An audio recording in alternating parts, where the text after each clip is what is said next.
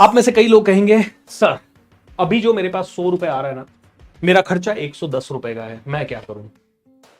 दोस्त, आपका 100 रुपए आ रहा है ना, खर्चा आपका 110 रुपए है, लाइफ कॉम्प्लिकेटेड है।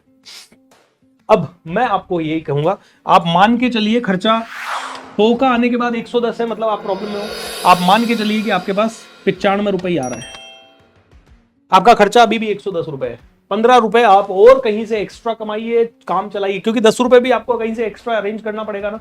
आप 10 की जगह 15 रुपए एक्स्ट्रा अरेंज कीजिए। और मुझे पता है कि जब ये है तो 95 में से शायद 80 यहां जा रहा होगा या 40 यहां जा रहा होगा और बाकी का आपका लोन क्लियर करने में जा रहा होगा, तो 55 आपका यहां चला गया, 95 रुपया आपका यूज हो गया।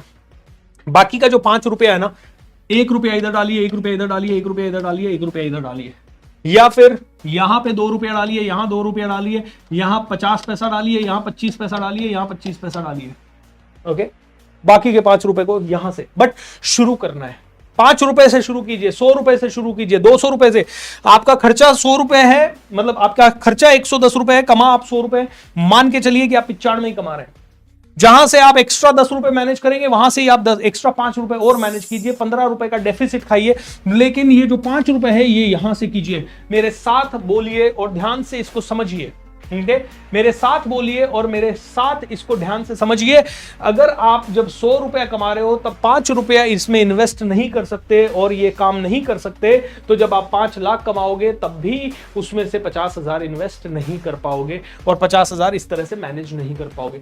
जो आदमी 100 रुपया कमा रहा है तब इसको मैनेज नहीं कर पा रहा, तो जब वो 5 करोड़ कमाएगा तब इसको मैनेज बिल्कुल नहीं कर पाएगा। अब किसी ने मुझसे पूछा व्हाट अबाउट द टैक्सेस? मैं आपकी ये 100 रुपए की इनकम टैक्स वैक्स सब हटाने के बाद की बात कर रहा हूं।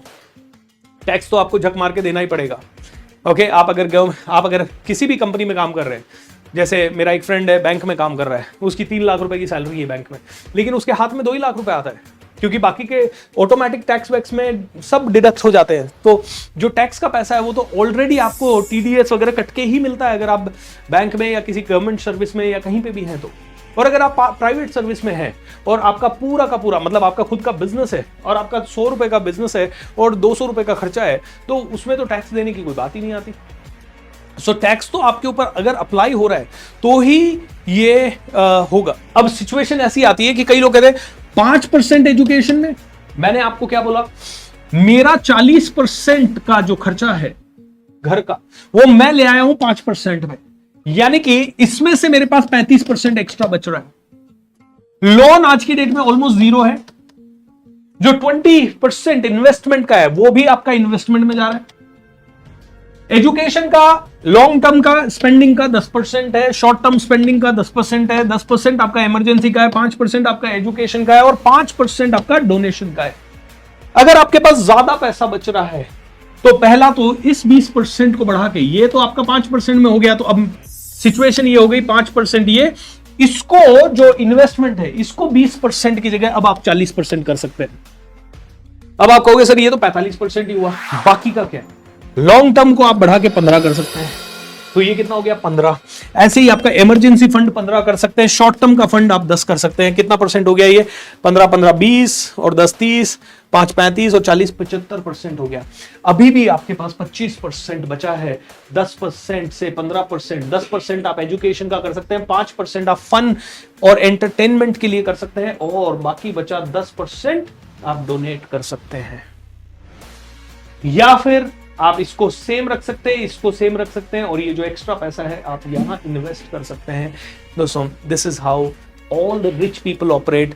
जितने भी रिच लोग हैं उनका तो जो पर्सनल खर्चा है वो 1% से भी बहुत कम है। इसका मतलब उनका घर परिवार ये सारा खर्चा 1% से भी कम है और वो बाकी का सारा पैसा नए नए बिजनेसेस में इन्वेस्ट करते रहते हैं। इसीलिए वो दिन दूनी रात चौगनी तरक्की करते रहते हैं। माय डियर फ्रेंड, दिन दूनी रात चौगनी करते रहते हैं। So what I want to say is each and every one of us need to realize that money को अगर हम मैनेज किया तो मनी मैनेजमेंट का पहला सूत्र पैसे को डिवाइड करना है। मनी मैनेजमेंट का दूसरा सूत्र अलग अलग बैंक अकाउंट में आपको इसको मैनेज करना है। मनी मैनेजमेंट का तीसरा सूत्र, अगर आपने शुरुआत 1 रुपए 2 रुपए 5 रुपए 100 रुपए 200 रुपए से नहीं की तो जब आपके पास लाखों आएंगे तब आप लाखों रुपए से भी शुरू नहीं कर पाएंगे। मनी मैनेजमेंट का फॉर्मूला नंबर 4, मनी मैनेजमेंट का फॉर्मूला नंबर 4, ये मिनिमम इतने एरियाज हैं, इसके अलावा आपके पास एक्स्ट्रा पैसा बचता है और आप और कोई एरिया जानना चाहते हो, जो डोनेशन में आपका सोशल वर्क आ गया, सब कुछ आ गया, इसके अलावा आपको कोई और एक्स्ट्रा एरिया दिखता है कि भाई आप तो स्पेस रिसर्च में लगा रहे हो, तो वो लॉन्ग टर्म फंड में आ सकता है या वो शॉर्ट टर्म फंड में आ सकता है, वो आपके हिसाब से देखिए। सारा इधर ही आपको मैनेज करना है। मिनिमम इतने बैंक अकाउंट और मिनिमम ऑटो फनल आपको लगाना है। इसमें ऑटो फनल लगाना है। पैसा आया, सैलरी आया, खट से सारे अकाउंट्स में आ गए, सैलरी आया फट से सारे अकाउंट में चला गया। और जब आप इस तरह से मैनेज करेंगे तो फिर आपको सोचने की जरूरत नहीं होगी। इनमें से कुछ जगह में जैसे लॉन्ग टर्म फंड है, अगर आप 5 साल के लिए या 10 साल के लिए यूज कर रहे हैं, आप कोई भी वो फंड आया, ऐसा कुछ कर सकते हैं कि पीपीएफ में डाल दिया या फिर ऐसी जगह पे डाल दिया जहां 8%, 10%, 15% का आपको रिटर्न मिल सकता है। शॉर्ट टर्म फंड आया जो कि आप मिनिमम 3 साल के लिए क्रिएट कर रहे हैं, 3 साल बाद आपको कुछ ऐसा करना है, गाड़ी लेना है, ये करना है, जो भी शॉर्ट टर्म में आपको करना है, उसको आपने एफडी में डाल दिया या फिर आपने उसको कैसी ऐसी जगह पे इन्वेस्ट कर दिया जहां 3 साल के अंदर आपको 8, 10, 15% का रिटर्न मिल जाए। 20% आपके पास इन्वेस्टमेंट के लिए अलग से बच रहा है। वो जो 20% बच रहा है उसी को आपको शेयर मार्केट या ऐसी जगहों पर डालना है जो थोड़ी सी रिस्क हो। लॉन्ग टर्म इन्वेस्टमेंट वाले पैसे को रिस्क में नहीं डालना है, शॉर्ट टर्म इन्वेस्टमेंट वाले पैसे को रिस्क में नहीं डालना है, इमरजेंसी फंड वाले पैसे को रिस्क में नहीं डालना है। सिर्फ जो 20% आपका बच रहा है उसी को रिस्क में डालना है दोस्तों। ऑलराइट, 5% एजुकेशन लीजिए, ट्रेनिंग में खर्चा कीजिए शुरू में। अब आप में से कई लोग कहेंगे कि ये सारा अब मैं खर्च करूं तो ट्रेनिंग तो मैं लास्ट में कर लूंगा। नो दोस्तों, कहीं ना कहीं ट्रेनिंग पहले से करनी पड़ेगी। आज आप ट्रेनिंग की बदौलत ही ये सीख रहे हैं और ये जब करने जाएंगे तो आपको प्रैक्टिकल प्रॉब्लम्स आएंगी और इसी के लिए ट्रेनिंग के लिए जरूरी है। आप कहेंगे सर मैं एक्सपीरियंस लेना, ये घूमना फिरना एक्सपीरियंस लेना ये बाद में कर लूं। नो दोस्तों, ये पहले कीजिए क्योंकि वो भी एजुकेशन का पार्ट है। जब मैं लद्दाख गया तो मेरे को एजुकेशन मिली, एक नए लेवल की एजुकेशन मिली, एक नए लेवल का माइंडसेट मिला। जब मैं स्कूबा डाइविंग के लिए गया तो अलग लेवल का माइंडसेट, स्काई डाइविंग के लिए तो अलग लेवल का माइंडसेट। जब विदेश घूमते हैं तो अलग लेवल का माइंडसेट आता है। जब नए नए लोगों से मिलते हैं, नई नई एग्जीबिशंस देखते हैं, नई नई किताबें पढ़ते हैं, एक अलग लेवल का माइंडसेट आता है। हर बार एक किताब पढ़ते हैं, एक नया माइंडसेट आता है। Okay, so every book is important, every experience is important, so don't try to cut down on that. हाँ, शुरू में आप डोनेशन 1% से चालू कीजिए। आपके लिए 5% ज्यादा है क्योंकि आपने 10 लाख रुपए कमाया, 5% यानी सीधा का सीधा 50,000 रुपए हो गया। It's a huge money. आपको लगता है अरे यार मैं 50,000 कैसे दूं, ये तो मेरे लिए ज्यादा है। कोई बात नहीं, 10,000 से शुरू कीजिए, 1% से शुरू कीजिए। Start with 1% in each, 1% in each. Okay, real estate investment में आएगा दोस्तों, रियल एस्टेट इन्वेस्टमेंट में आएगा, शेयर मार्केट इन्वेस्टमेंट में आएगा, आपने गोल्ड खरीदा वो इन्वेस्टमेंट में आएगा, आपने और कोई डिबेंचर्स वगैरह खरीदे, म्यूचुअल फंड्स वगैरह खरीदे या बॉन्ड्स खरीदे, वो सब इन्वेस्टमेंट में आएगा दोस्तों। ओके, मैंने आपको क्या कहा, अच्छा लॉन्ग टर्म में के लिए जो पैसा आप यूज कर रहे हैं वो भी ऐसे इन्वेस्टमेंट में डाल सकते हो जो शॉर्ट वो बढ़ेगा। ऐसे इन्वेस्टमेंट में नहीं डालना जहां पे वो कम होने की चांस है, जैसे कि इक्विटी लिंक्ड स्कीम्स होती है जहां पे कि हो सकता है कि मार्केट क्रैश हुआ तो आपका पैसा डाउन चला गया। आपने तो ऐसे म्यूचुअल फंड में डाला जहां पे कि पैसा बढ़ेगा, लेकिन इक्विटी लिंक्ड है, मार्केट नीचे गया और आपका पैसा नीचे चला गया। अगर ऐसा है तो वहां पे आपको पैसा नहीं डालना है, लॉन्ग टर्म वाला और शॉर्ट टर्म वाला। इमरजेंसी फंड तो मैंने आपको क्या कहा, पहले इंश्योरेंसेस में डालिए जहां पे कि आपको पूरी तरह से सारी इंश्योरेंस कीजिए। और कई तरह की इंश्योरेंस होती है दोस्तों, जैसे अगर मैं कंपनी चला रहा हूं और मेरी कंपनी में 2 मेन एम्प्लॉइज हैं या मेन आदमी हैं जो कि सब जिनके ऊपर सब कुछ है, तो देयर इज अ की मैन इंश्योरेंस। मुझे उनका भी इंश्योरेंस करवाना चाहिए, मुझे मेरी टीम का इंश्योरेंस करवाना चाहिए, मुझे मेरा इंश्योरेंस, मेरे घर का इंश्योरेंस, ऑफिस का इंश्योरेंस।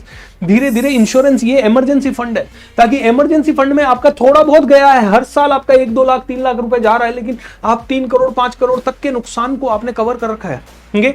बहुत ही 3 बार मेरी मर्सिडीज बेंज का एक्सीडेंट हुआ और तीनों बार मैं पहले डर गया, अरे यार, क्योंकि मेरे को पता है एक एक पार्ट ही इतना महंगा आता है। राइट, अभी उसका विंड स्क्रीन गया तो 1,20,000 रुपए का खर्चा, लेकिन थैंक गॉड इंश्योरेंस है, गए 2,000 रुपए दिया और कवर होके आ गया। साल भर का लग रहा है, भले साल भर का एक साथ लग रहा है, लेकिन पीस ऑफ माइंड है। सो इमरजेंसी फंड हमेशा बढ़ना चाहिए, हमेशा बढ़ना चाहिए। सर अगर हमने किसी को सैलरी देना है तो वो किस में आएगा, वो बिजनेस एक्सपेंस में आएगा। मैं आपको अभी पर्सनल बता रहा हूं दोस्त, और बिजनेस एक्सपेंस में अगर आपको इसको डालना है तो बिजनेस में 40% जो है वो आपके बिजनेस के मंथली खर्चे में 40% से ज्यादा नहीं जाना चाहिए। 20% आप बिजनेस की ग्रोथ में लगाएं, बिजनेस के एसेट बिल्ड करने में लगाएं। उसके बाद 10% बिजनेस में लॉन्ग टर्म का कुछ करना है, आपको 3 साल बाद ऑफिस लेना है, 5 साल बाद कुछ करना है, नया करना है, ब्रांड क्रिएट करना है, इसी को बिजनेस में डिवाइड करें तो इस तरह से डिवाइड करें। और बिजनेस में हर आदमी ये करता ही है। बिजनेस में अगर आज मैं बिजनेस चला रहा हूं तो इसमें से करीब 40% पैसा मेरा हर महीने के खर्चे में जाता है, 20 से 25% हमारा इस लेवल पे जाता है कि हमारा मार्केटिंग, ये इन्वेस्टमेंट है, मार्केटिंग इन्वेस्टमेंट है, लोगो क्रिएट करना इन्वेस्टमेंट है, इंटेलेक्चुअल प्रॉपर्टी क्रिएट करना इन्वेस्टमेंट है, हमारा कोर्सेज क्रिएट करना इन्वेस्टमेंट है।